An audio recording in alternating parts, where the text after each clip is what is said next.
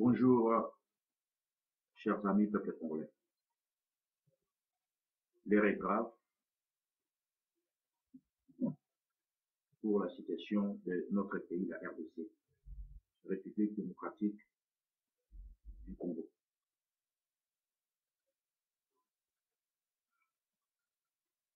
Bandeko, soki na ye,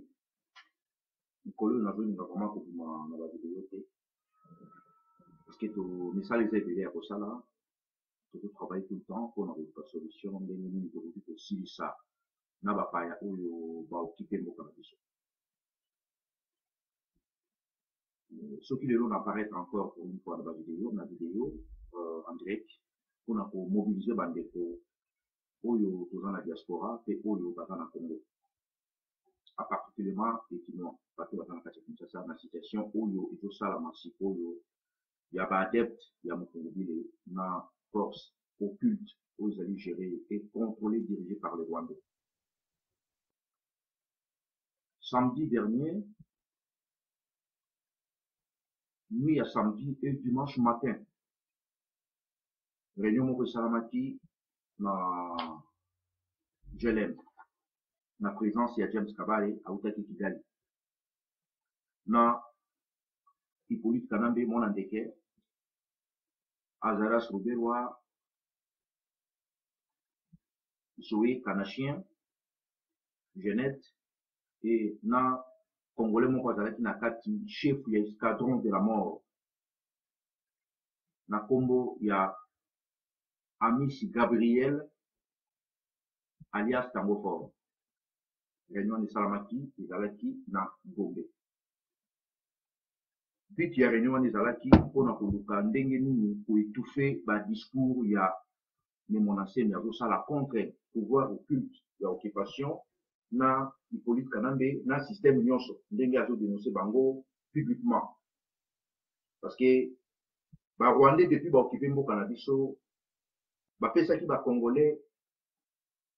ba marionnette collabo oyo baza koaccompagner système ya occupation bapesaki bango espace ya kolobela la démocratie, ya kolobela l'état de droit, ya kolobela la ba-élection, ya kokende ba-accord na bango, ba-dialogue, ainsi de suite. Mais bazwaki interdiction ya kolobela likambo ya occupation. Tout Congolais sans exception, oyo aza na kati ya système machiavélique oyo ezali géré dirigé par Kigali, jamais boyokaka bango balobelaka makambo ya élection. Bapesa bango piste mosusu, piste ya occupation, bakoki kodénoncer yango te. Piste ya ba-élection, état de droit, bazoluka soki baaccord nini na ba Rwandais wana bayebisaki bango ke boza soyele bienvenu terrain eza ya bino koyepre ndenge bolingi. Bato ebele bazotraite le Monasemi ke c'est un fou, ainsi de suite. Mieux vaut tard que jamais. Le Monasemi azalaki na kati ya système wana toyebi, azalaki même député na pouvoir ya occupation toyebi, mais lelo eloko Monasemi azosala bazoboma nde ba Congolais. Le Monasemi a dénoncé loko oyo bango nyonso bayebi. Kobanda na bango nyonso babengama ba opposants wana, tous les opposants accompagnateurs wana bayebi ke mwana wana ex-vendeur la poisson salaire Dar Salam aza mopaya. Kombo na ye Hippolyte Kanambe. Bango tout bayebi yango. Le preuve ke bomonaki la fois passée année dernière tango Martin Fayulu obilo bobengaka opposant na bengaka commerçant politicien asalaki conférence de presse moko na Paris. Baposaki ye ba question sur occupation. Ils ont Martin Fayulu moto répondaki ba Congolais a dit que non, problème à occupation ezali problème moko ya distraction. Mais aussi longtemps que sujet na biso, lutte na biso, mobilisation na biso toujours mobiliser ba Congolais, conscientisation na biso toujours conscientiser ba Congolais, ezali vraiment basé sur l'occupation.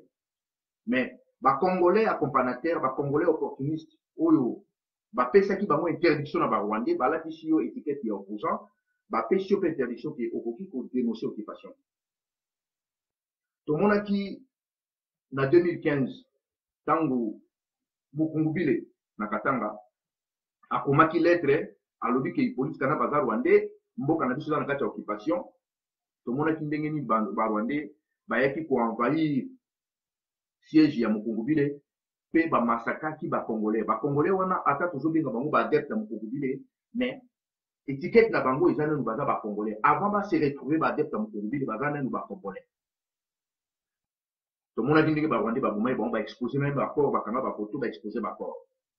Les Congolais, comme Bazalaka toujours, on est normal et l'équilibre. Tu vois comment on a une situation où ils ont traversé na Chikapa et pas ya Batuya, chef Kamuna Sampu. Kamuna Sampu a commencé d'être à dénoncer préoccupation, à délimiter les Congolais dit que non, levez-vous pour chasser les occupants qui occupaient notre pays depuis 96, donc depuis 96. Rwandais va envahir Mboka na biso na ba armée na bango ba siéger ba jui ba simi bitonyo so ba institution yo so Mboka ba gérer yango ba latisi ba congolais ba marionnette mosusu wana ba étiquette ba opposant to mona kindenge ba bazo massacrer sikoyo ba def ya Kamona Sampu na Chikapa na ndenge pe ba boma ki chef Kamona Sampu.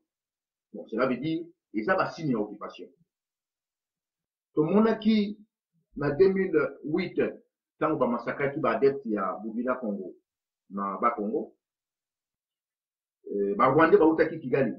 bakitaki na Butu, babomi au moins 4000 morts, 4000 Congolais, baboma bango. Likambo ya Butu ya Congo nde kutaki pe même nde kona biso chebe ya na Fidel Bantana ekuta bango baji na bango. Tomoni lelo ni monasemi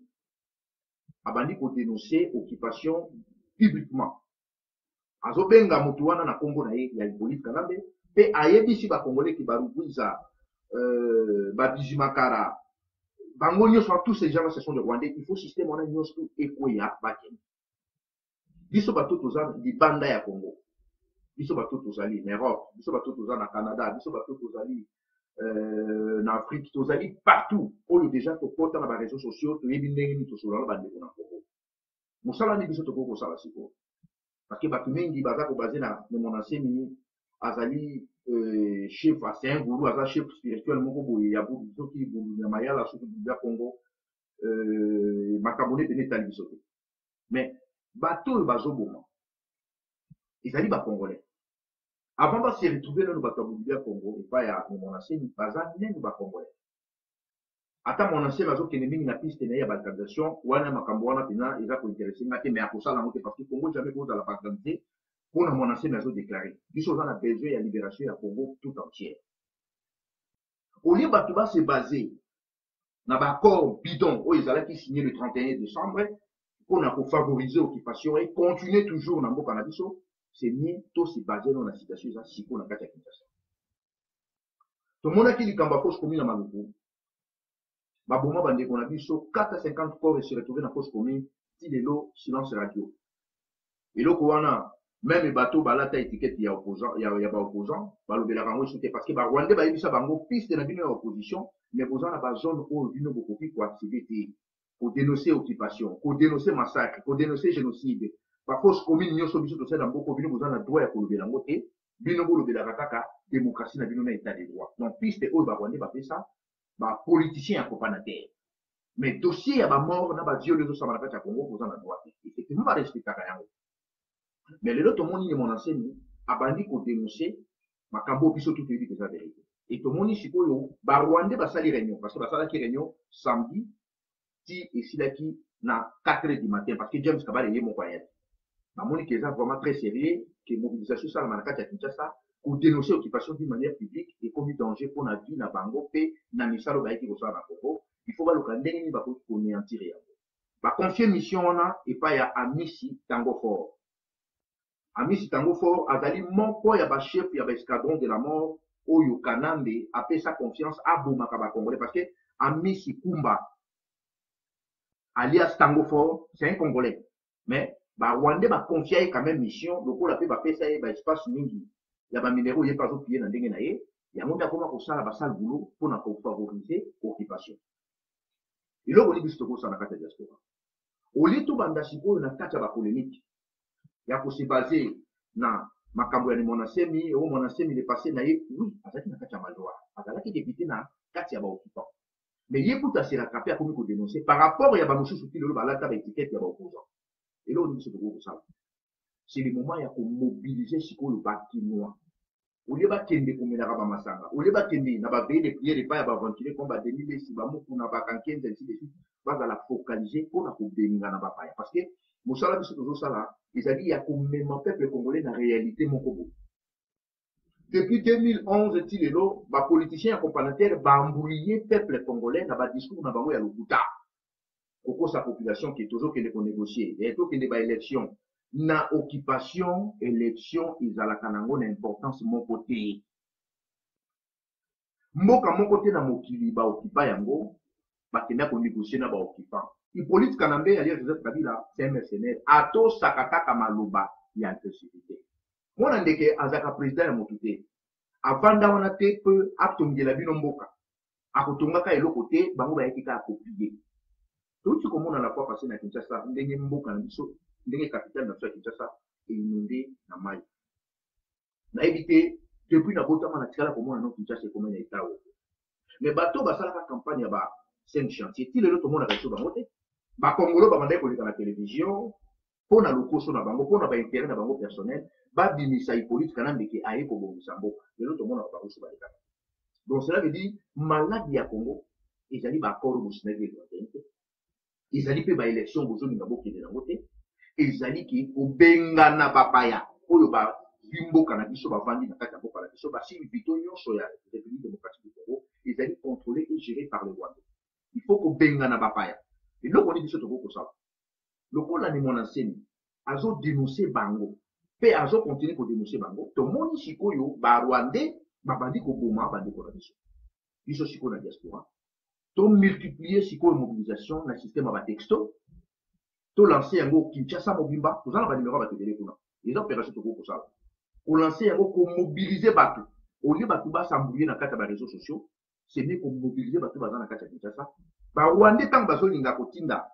chef ya escadron de la mort na bango lokola Amisi Ndatali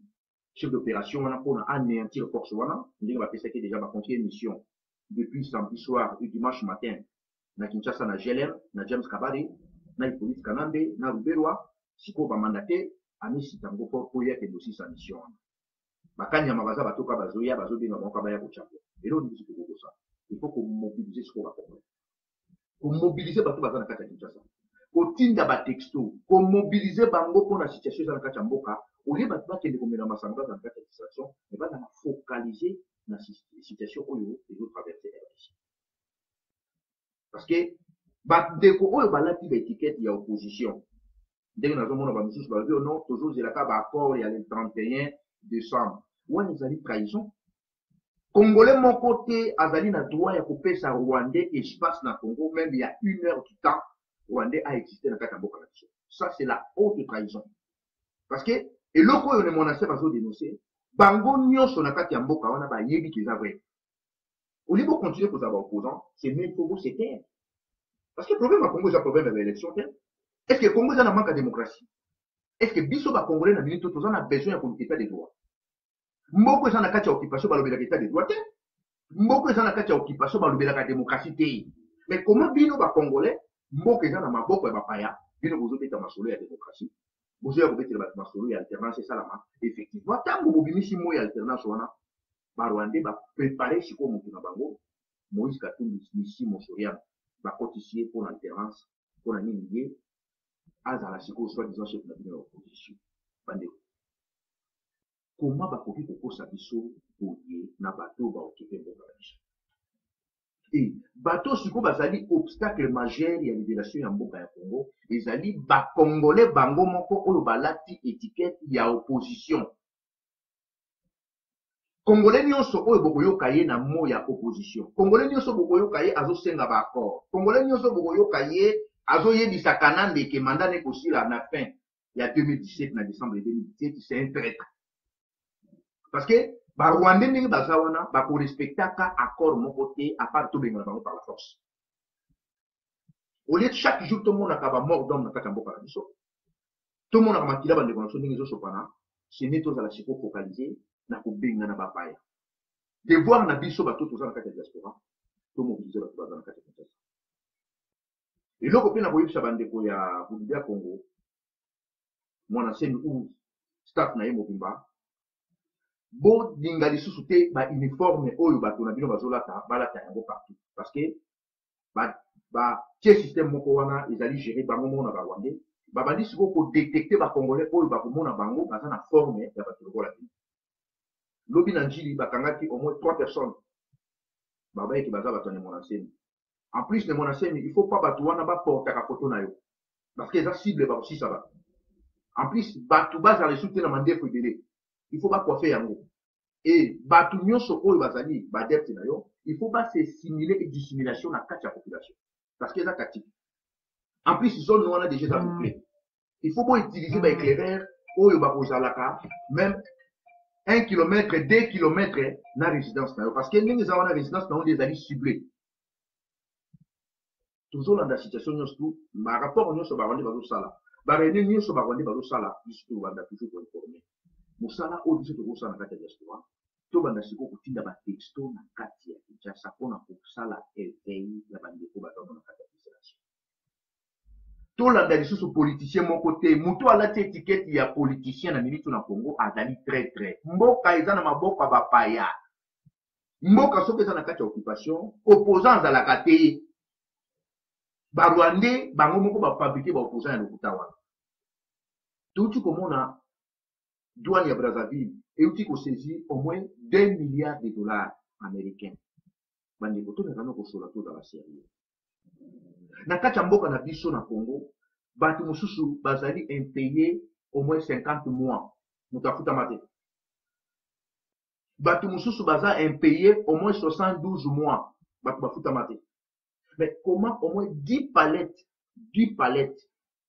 ya badollars et se retrouver na douane ya Brazzaville ntango tomeki mpe koluka na ndenge na biso kokɔta mpona koyeba makambo yango ezanga ndenge nini badollar wana bomoni batie na bafoto wana bakangi yango pourquoi parce que balingaka basimbisa gouvernement ya occupation touche rapport biso tozwi balobi ke biloko wana ebimaka mingi na nzela ya Brazzaville bandeko botala ndenge barwandais bazopille mboka na biso oyo pillage barwandais bazosala mais bakongolo baza na mauvaise volonté balaki toujours l'étiquette ya opposition aussi longtemps que barwandais baza na projet na bango ya kopille mboka na biso mais bato bazosala misala na kati ya mboka na biso ya Congo baparent bandeko bamaster bapetit frère oyo bazolukaka même quelque chose kuna moto azokufa na hôpital kapo azangi 5 dollars mais douane Brazzavillois esaisi au moins 2 milliards de dollars bandeko nanga tomekana kosolola na situation toza na bolelo na kati ya mboka bato ebele babandaki koakize odon odo alingi unité te odo alingi bato basangana te ainsi de suite non biso barésistant biso na kati ya CCDP toexaminaki dossier ya makambo ya mboka ya Congo eza na manque ya occupation eza na manque ya démocratie eza na problème ya baélection te bapaya oyo baokipe mboka na biso bango moko nde bazali baorganisateur ya baélection ya lokuta wana chers amis comment moto aorganize baélection ye moko akende koéchouer bomona yango wapi opération ya liboso barwandais badésarmaki bakongolo ezaki nini bapouvrir non bino na nzala après baye kotinda ngo emolunda 100 dollars ozongisi mondoki bapesi nano bino nzala bafutaka neno bino te ntango baprésente yo 100 dollars oza na faculté ya remettre kalachnikov oyo ozaki na kati ya ndako na ye ngo emolunda aramasaki au moins des centaines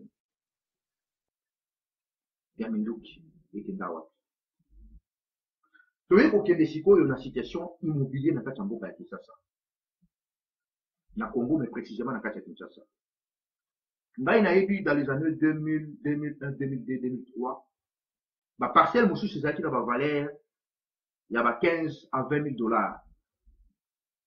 de 15 à 20 000 dollars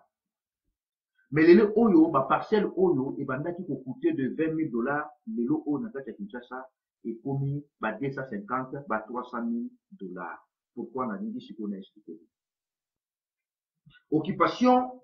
ntango baye comprendre que non il faut sikoyo koendiricir vie ya bacongolais bacoopérateur économique nyonso ya bacongolais bakomisi bango bapauvre bacréer ya bango ya sika oyo baza bacongolais te bapesi bango fond babanda fonctionner mbongo na circulation pa ya bacongolais eza esusu te babloke yango mbongo ekomi na maboko na bango moko e bamatisi to ya immobilier tellement boza na nzala bokoteka yango na facilité bango sikoyo bakomi koluka ndenge bazosomba oko bakontrole système on a mis ils allaient planté par les occupants. Biso to yedi. Chaque fois qu'on a battu contre monsieur qui non, tokoki ko soutenir motuté na ba élection parce que élection on est allé organiser na Rwanda. Tokoki ko appuyer jamais dialogue na mboka na biso parce que tous un problème na dialogue pays. Soki biso moko ba congolais to solola, to solola na langue na biso ba congolais. Mais ba Rwandais lokola ba se déguiser, ba se camoufler, ba biso ba se retrouver comme ba congolais et ba zui ba congolais ba marionnette ba opportuniste ba komi ko utiliser bango bango siko ba bombardissement ba congolais. Yango domoni situation iso sala masiko na kati ya Kinshasa ya mona semi biso ba congolais o tozali banda ya Congo. Tozomona siko ba Rwandais ba bandi ko boma bandi ko biso. Devoir na biso zali. Il faut siko ko multiplier ba texto na bandi ko bazana kati ya Kinshasa. Il faut ko tia pression makasi. Il faut qu'on publie biloko oyo sama na kati ya Kinshasa na bandi biso po ba service oyo elandaka makambo na biso ya ba congolais. To banda siko ko tia bango devant une tête à Congo. Likambo ya Chikapa ya ba adepte ya Kamona Sampo ba massacrer population qu'on a tellement qu'on a réseaux sociaux dans ma capacité tout ça vraiment la information moko fiable mais ba massacrer batu na Chikapa na ndenge moko ko sakana te ezali na tipo azalaki na M23 Makenga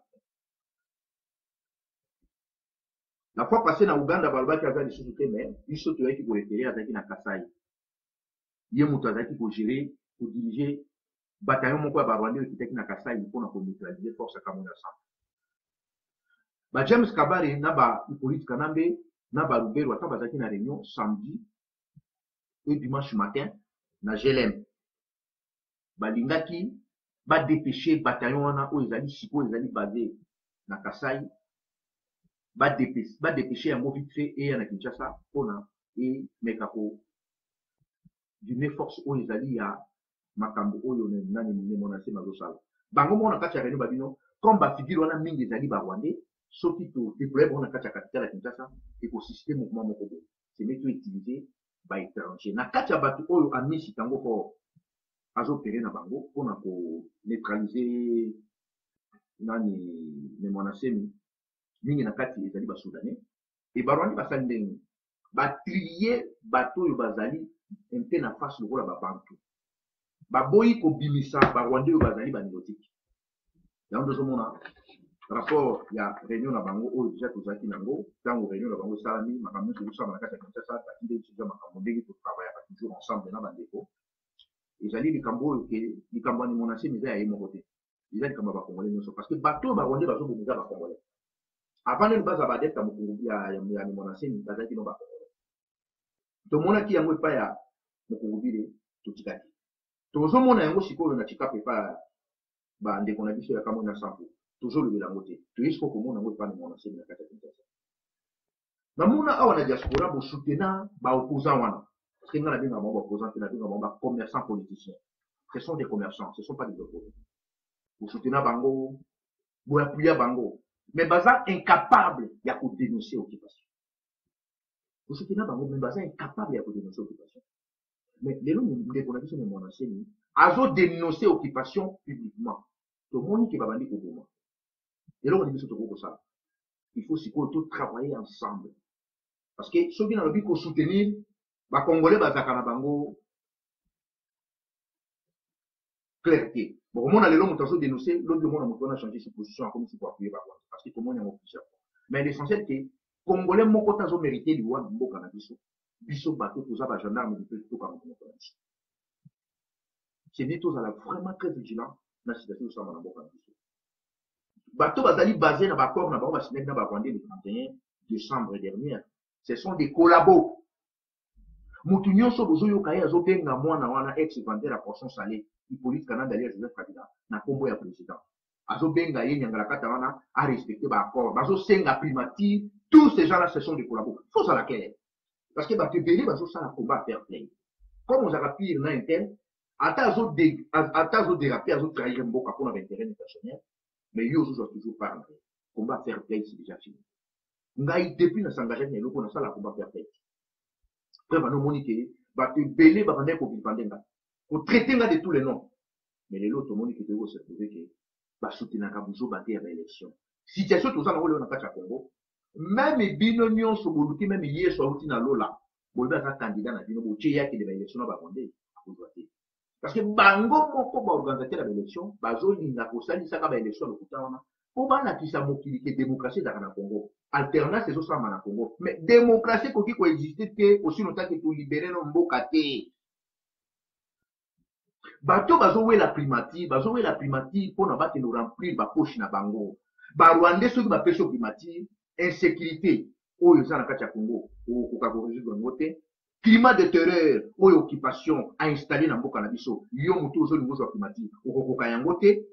viol massacre génocide pillage oyo osama na kati ya mboka wana jamais okokoka korésoudre yango mais à quoi ça makambo ya primature mais bozoluka primature mpona Congo te et c'est ça que nga nazosenga na bacongolais problème toza nango sikoyo ezali problème ke chaque congolais azwa conscience na ye mpona makila ya bandeko na biso tosopa na Congo ecc biso na kati ya CCDP tozotravaille tout le temps tozoyeba ndenge nini toza koavance na komba na biso tozoyeba place nini mpe tozokende na komba na biso prevani omoni ke chaque butu tant mosusu tokoki katalaka te 3h 4h du matin mpona kotravaille na makambo ya Congo à part bafaire nanga personnel donc tozotravaille na cadre ya makambo ya Congo mpona koluka baintérêt na biso mo personnel te futur ya lobby ekozala ndenge nini bino bato oyo boza kolanda baokipa mpona baintérêt na bino personnel est ce que boza kopense na futur barwandais basenrichir na mboka na biso barwandais bapille richesse ya mboka na biso meme motu moko te na se moyo apia ndenge wana sikoyo biso bacongolais oyo tozomona na miso eloko nini toko kosala manque patriotisme esali ke lelo mboka lelo ekomi na kawa bacongolais bazokoka même pas kokóma na dimension ya sacrifice mpona intérêt général ya mboka sacrifice ezali te na kati ya makila ya congolais motu nyonso azoluka part na ye est ce que lobi tokozala ndenge nini et c'est ça que message oyo nazoloba na bandeko oli tobanda nano koluka bapolémique na makambo ya monaseni oli tobanda nano koyeba likambo nini ezoleka likambo ezoleka kuna quelque soit ndenge nayoki bato mosusu bazoloba te non mais monaseni azodeklare mbongo azoluka mbongo yango nde bapimeli yango nde omoni asali bafere azolinga asala mais ne monaseni azodeklare soki 13 millions de dollars epai ya mwana ndeke mais discours ya monaseni oyo ye azoloba ndenge azodénonce imposteur usurpateur eloko biso tozolinga toyeba mbongo oyo azoreklame epai ya rwandais mais discours oyo azodénonce occupation bapoliticien na bino nyonso baleka bakosakosa bino motu moko te adénonce eloko wana maintenant sikoyo eloko biso tokoki kosala likambo te tosolola na bandeko toluka solution ndenge nini tokoki kosala mpona kosilisa eloko eza na kati ya mboka na biso yango nde biso na kati ya CCDP tozotravaille tout le temps na bandeko baza na kati ya terrain na bandeko oyo bapesaka biso basango mosusu oyo tokoki kozwa yango kaka likoza na kati ya se ya mabele ndenge tozali nazosenga na bandeko nyonso olie tozala na kati ya distraction tozala vraiment concentré na situation ezotraverse sikoyo RDC surtout na likambo ya monaseni na ndenge bacongolais bandeko nyonso baza na kati ya mboka babandi kobima bango mais eloko na koyebisa na amisi tango fort Gabriel amisi tango fort osali basale boulot mingi na barwandais omassacre bandeko no bacongolais mingi na barwandais mais yeba yango ke jamais barwandais bakotikaka yo à l'aise na mboka wana parce que Congo eza ya yo te amisi Gabriel biso tozocontinue toujours liti na biso mpe tokokoma likambo oyo ezosama na kati ya Kinshasa bandeko tomeka vraiment kozala très attentif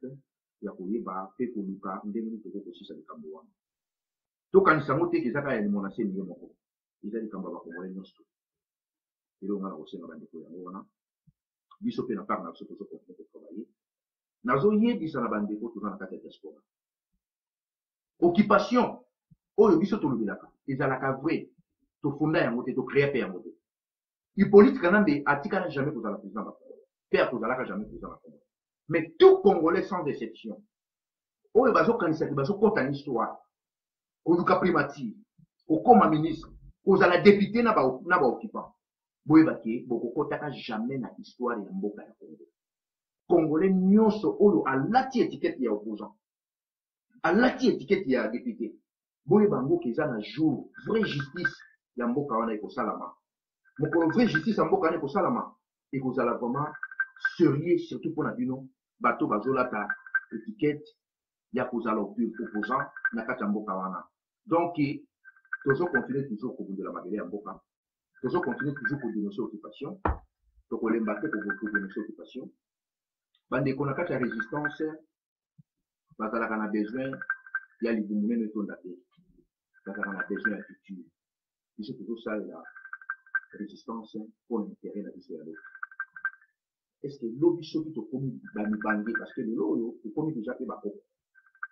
bana pe bakomi kobota sikoyo lobi fitira na biso ezali tokotika mboka na maboko ya bapaya, tokotika mboka na maboko ya bapetitisi bapetitisi na biso. Congolais nyonso ya koyela bino idéologie ya opposition, Congolais nyonso ya koyela bino idéologie ya baélection, Congolais nyonso oyo ya koyela bino idéologie ki azali premier ministre anu bayango, c'est un traître. Parce que pour dénoncer l'occupation, ça fait au moins 16 ans, depuis 2020. Nous avons tous besoin de ça, la combat à faire plaisir. Nous avons tous besoin de ça, la plaisir. Et il y a le coup là, un tel, tout petit caca, non. Combat est un tel, tout petit caca qui est à la carte. Et c'est ça qui est en demande. Nous avons aussi une bande de nous. Nous allons vraiment concentrer dans les cambos de ça, manaka qui est ça. Les cambos de ça, manaka qui est ça. Nous avons besoin d'amour. Ici là parce que Rwandais ba bomi biso trop, Rwandais ba massacré biso trop. Na yebi na 2003 groupe moko ba mai mai etakaka ville à Goma. Tango ba attaquer Goma, ba jumo Goma, ba ju partout na kati ya Goma. 3 bataillons ba Rwandais utaka Kigali et yaka ko massacrer ba mai mai wana. Balanda bango ti na Nyamuragira. Ba sisi bande coloniste. Chaque fois, occupant ce que vous mettez côté de la banque, on a représenté dans la macasse. Pour nous anéantir force, on a pour se répéter ce qui est dans le Cambodge. Il y a un monde où on garde aussi dans la bande de l'Est. Au lieu de critiquer mon enseigne, tout le monde peut faire la déco, on a dit ce qu'on a fait de tout. Avant, à la baguette, il y a mon enseigne, il y a tout d'abord ma commande. Ton négligé qui faut se communiquer dans ma loco, ton monde réaction. To négligé qui makambo be na kati ya mboka tomoni eloko nini makambo ya mosala. Eloko ya liboso nanu to stopper nanu ba aventurer nyonso balaki l'étiquette ya ba opposant. To stopper bango. Parce que ceux qui congolais moko ta komi kolobela isusu makambo na bango ba opposition ya lokota wana. Et je pense que occupation est pour une nécessité na kati ya mboka. Awa ni mwanasemi a dénoncé occupation. A dénoncé Baruguiza. A dénoncé mwana ndeki usurpateur et tu vendais la poisson salade à salade. A dénoncé Batouana Nyostou wana Barubelo. Bomoni bato balata ba étiquette ya ba opposant ba olo bani. Silence radio. Mais mon ancien jamais au Kabola Congo. Congo jamais koko za la diviser. Balkanisation ko sala maka jamais na mboka na biso. Congo nous a toujours uni les alliés Congo wana. Mais devoir na biso jamais photo de mbapa. Pour combat na biso ya diaspora, combat na biso ya résistance. Appel tout ça qui pas ba congolais. Mobilisation tout ça là, conscientisation tout ça là qui pas ba congolais. Ils allaient quitter que tout que nous soutenir nous comment azala opposant la biso, azala muto biso to poni pour qu'il élection ba élection non. Ils allaient quitter que tout luka muto moko pour appuyer à yibi mbongo mingi na mboka na biso. Après la coma, wana to chaya za la mokonzi, akende ko diriger ceux qui opposition non. Et c'est ça qui est un problème, il y a crise identitaire. Problème ya Congo tozali na problème ya crise identitaire. Lelo nazomona ba Congolais bazolobela garçon yo na kombo ya Willy Mishiki. Est-ce que boyebi qui est Willy Mishiki? Willy Mishiki, papa aboti Willy Mishiki aza Rwandais. Mais comment Willy Mishiki a se retrouvé qui na opposition na bino? Tant bazoyebi sabino ke tozali na problème ya crise identitaire, ya identification nationale. Il faut qu'on identifie moto nyonso. Tu sais comment on appelle Soriano Missimo, alias Moïse Katumbi. Les lopes abandi kolinga comme opposant ya ba Congolais. Mais en 2015 Moïse Katumbi, Soriano, Achaki $500 na tête ya Congolais. Tango affaire ya bato ya Mokongoli de Salamaki. Ye soria na zaki gouverneur na Katanga. Alors baki mutu nyonso akopesa information pa ya bato ya Moïse ya Mokongoli bazali aza na droit ya $500. Mutu wana achaki mutu ya Congolais moko na $500. Lelo akomi te proche ya Congolais bakomi pour garder, pour protéger, bakomi pour sa sécurité. C'est la honte. Ebele bayebi valeur ya mboka wana te ebele bayaki kosala bavideo bayaki na résistance bayebaki valeur ya bitumba oyo soki lelo boke na Katanga bato bakomi kobela limoni esalami na Katanga bato bakomi kokrashe bakrasha moko ezalaka te bato bapona bango ekomi sèche na Katanga bato bamiso na bango ekomi okoma ba rouge vert bleu mpona nini bamatière oyo bango bande kolekisa yango na Moïse Katumbi bapille Congo systématiquement ye na mwasi na ye Karine Nayo wandezo wana oyo azali gérante ya bafere tout ya Paul Kagame na Congo lelo bakongole bakoma soutenir ye po azala opposant na bango c'est la honte nayebi te so eza kaka nzala to loposo ya mbongo moto abomi bandeko na yo aviole mama na yo aviole baleki na yo ayibi mbongo na kati ya lopango na bino lobi nango abandi koaproche po apesa mbongo wana okomise lisusu eloko waningo wana ekomona mpe pa bakongole c'est la honte. Et toujours continuer toujours de travailler. Dans tout ça, appel n'a pas envoyé mon studio région de l'édition de la résistance. Juste autour de la classe CCTP, ils allaient à l'association où ils ont dénoncé l'occupation. Dans tout ça, dans la bande de studio région de l'édition de la résistance. Il y a que la résistance qui est au second bout. Tout le monde a texto. Tout ça, le message, tout le monde a texto dans la classe Kinshasa pour mobiliser les Kinois. On ne va pas passer tant à bon à Bangam. On ne va pas passer tant à bon à l'église, n'est-ce pas, de ici. Bakoma siko concentré na makamba Congo pona kosila na une fois pour toutes na Rwanda ki ezala ki affaire ebali kosama na kati ya mboka na biso bokomi kozongisa yango bamona se non c'est nie kutu moto oyo ase rattraper ke na moto azokoka kosala marche en arrière te mieux vaut tard que jamais manga azalaki na kati ya système wana manga azalaki député mais a dénoncé quand même occupation sikoyo na minito babomana ndeko so tosala ni tokanga maboko to baketali non il faut tutie maboko tokotia maboko te me tokotia na maboko mpona kobengana bapaya aza congolais quelque soit la déclaration de mosusu aosala wana ils ont kointéressé biso te mais kodénoncer occupation la bit na biso ezakendena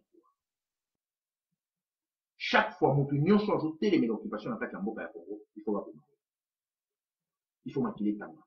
mais moto alati étiquette ya opposition moto alati étiquette ya opposant koto wana aza soyele bienvenu eloko nini bino bozokosala sikoyo il faut sikoyo boyeba tolingi nini mpe tozokende wapi toza na besoin ya baccord moko te ke oyo tosignaki baccord moko le 31 non kosigne baccord wana eza trahison Congo eza na besoin kosigne baccord te barwandais baza bamercenaire bayaki mission yo kosigne bango baccord mpo bokenda bango wana ye hippolyte kanambe to lubero to lubuiza aza na besoin baccord bando kosignaki apart ka bazozwa bamarionnette mpo na mbongo bato bazoteka mabele barwandais bazwi hotel du fleuve bapesi yango bacongolais babi bolalaka kuna mpo congolais alingi mingi biti en plus barwandais bango bazoloba babi congolais alingi mingi basi alingi masanga alingi botikela bango yango biso tozalaka na plan na biso toyei nango mpona topersiste tutu tomena kati ya mboka na bango ekosika oyo nyonso azolata etikete ya opposant oyo nyonso azokoka kodénonce occupation te makila ya bana kongo ezosopana mpona baniete oyo barwandais bazobokela bino eza na jour de la lutte continue bandeko tocontinue toujours komobilize bato tolongo na kati ya distraction toyeba place nini tozali mpe place nini tozokende résistance esengaka bato oyo batambokela makasi mpo batefonamate en plus komba oyo tozosala lelo eza komba ya qualité eza esi komba ya quantité te nde tozalaki ebele moto nyonso azoya koloba oyo alingi na kati ya résistance discours ezaka moko biso oyaka te mpo toreterne baélection toyaka te mpo tolata etikete ya opposition toyaka te mpona tokende kosigne baaccord moko bona bapaya toyaki nde mpona kobengana bapaya bato bazokufa sikoyo na kati ya Congo bato baokufa na kati ya Chikapu eza bakongolais bato oyo barwandais bakomoboma na kati ya Kinshasa eza te kaka bakongolais devant na biso po todéfendre peuple wana congolais moko te makilani ekoki kotanga mpona intérêt ya mboka na biso biso tokanga place kota lamba yango nde nasimila bandeko les regards tokosala message moko tokodistribue yango na batelefone nyonso wana ifo bobwaka ngo sikoyo na kati ya Kinshasa bato bazeki na kati ya administration te bamela masanga babina me lelo réponse eza nini bato bakomi na baage moko boye bazokoka conscience te mais au moins 2 milliards chers amis basaisir yango na badouanier ya Brazzaville na bitu ya Brazzaville 2 milliards mais barwandais mpo bafuta ata congolais moko ne fils de 50 $ par mois bakoka kosala moko totala niveau nini pepe na chose souffrir bato bazokimisa bamilliard na bapalete ebima ekende soki wapi en plus bandeko wana ya Brazzaville basignali biso babi ke non biloko oyo elekaka awa mingi mais tuloka nde toza tobimisa bango na polele totala babiloko ndenge wana moto vraiment aka congolais makila ya kongo eza na kati ya nzoto na ye akoki tolere biloko ndenge mais kende na bahopitau na kati ya mboka na biso kende na mama yemo kende na hôpital ya Kitambo kende na Ngaliema omona bato mosusu baza na kati ya hôpital aza incapable ya kokuta même $20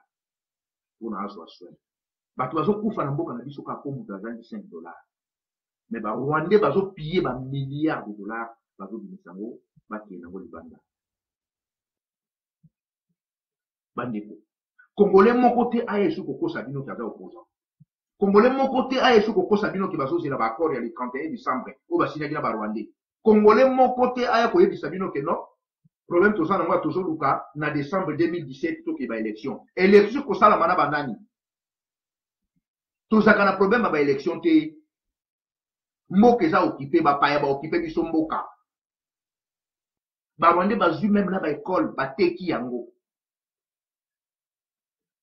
barwandais bateki meme na baespace oyo ezalaki garde ezalaki baespace moko conservation de la nature bateki yango barwandais bateki meme na baterrain bafootball na kati ya mboka na biso baterrain biso toyebi tobotami tozalaki bana mpi tozomona yango bateka yango c'est ça l'occupation ino kolingi occupation yango ezala nini yeso aluta na lola po explike minoke mboka na bino eza okipe ya soki apres bokomona marionnette moko bolole moko akongole balati ekosimilaki na bakabisi na télévision ozo bati aza opposant mais oyo nyonso azolata etikete ya opposant eza na jour bokopeye eza na jour bokopeye wana boyeba yango bokoluka yango te tozokontinue toujours kobunda biso na kati ya CCDP tosali kaka appel epai ya bandeko nyonso baya korejoindre biso na kati ya résistance motu moko takosesu bino bakosi bino trop bakosi bino tellement bakosi bino mpona baintérêt na mo personnel mais tozosala appel mpona kosauve nation kosauve RDC ezosenga résistance merci beaucoup bandeko natiki bino na kozongela bino lisusu mikolo ekoya biso mpe CCDP tokokutana samedi oyo ya 18 na Lyon toza na réunion na biso na Lyon tokokutana bandeko nyonso oyo ya CCDP oyo bandeko bauta Rennes bandeko bakouta na Lyon mpe bandeko bavandaka na Lyon bandeko mpe bauta Saint-Étienne bandeko mosusu mpe bauta Nantes tokozala na bango kuna mpona kosolola na misala na biso na kati ya association